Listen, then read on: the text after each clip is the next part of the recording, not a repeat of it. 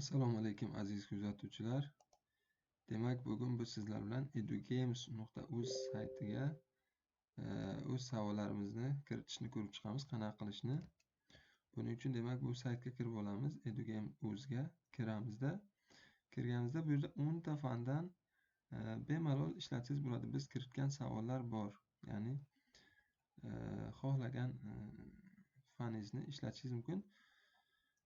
Undan tashqari o'z savollaringizni qo'shish uchun bu yerda demak chap tarafida mana bunaqa qulf belgisini bosasiz. Bosganda demak bu yerda login parol so'raydi sizdan.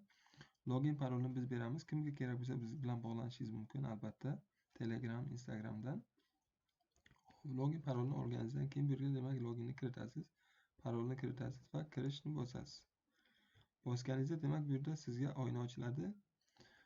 Ochilgani demak bu yerda fanlar menyusi, fanlar menyusi demak yangi fan qo'shishni bosasiz.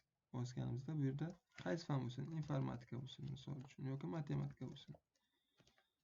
Matematikani yozib turib, qaysi fan bo'lsa, huquq, tarix, ingliz tili, kimyo, biologiya yozasiz. Qaysi fan bo'lsa, bitta fan nomini kiritib, fanni saqlaysiz. Saqlagandan keyin fanni ustiga bosib kirasiz. Mana aytyapman, mana fan saqlandi va mana bu yerga kelib, mana fan matematika ustiga bosasiz. Kirganda demak nima deyapti? Kirish aktiv bo'lish. Demak bu testni boshlata olishingiz uchun 5 ta, kamida 5 ta savol qo'shishingiz kerak. Yangi savol qo'shish. Xo'p, bu yerga savolni kiritamiz. 20 qo'shilgan, 20 bo'lsin. Birinchi variant va to'g'ri variantni kiritasiz. 40 bo'lsin. Ikkinchi variant 30, aytaylik. 15 noto'g'ri variantlar-ku bu. 56.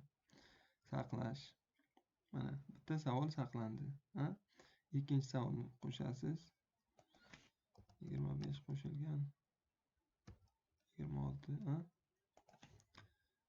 Xo'p, 51 to'g'ri variant. 52, 53, 54. Saqlash. Xo'p, savollar qo'shildi. Demak, 5 ta savol qo'shildi.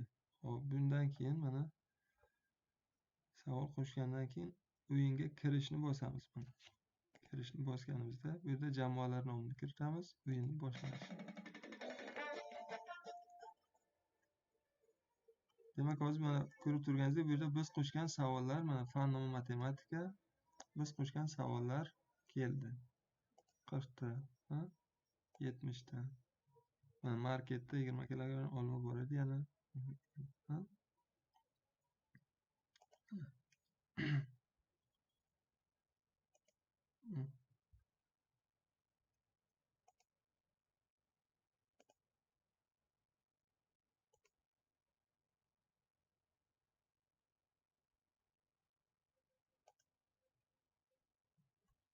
Ko'rdingizmi?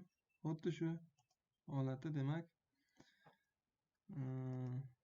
bu yerda demak sizni bitta faningiz bor, 5 ta savol qo'shgansiz. Shunaqa statistikani ham ko'rishingiz mumkin. Mana ko'rib turganingizdek, yangi fan qo'shish qilib turib, mana boshqa fanni qo'shishingiz mumkin. Rus tili yoki geografiya, rus tili, fan saqlash.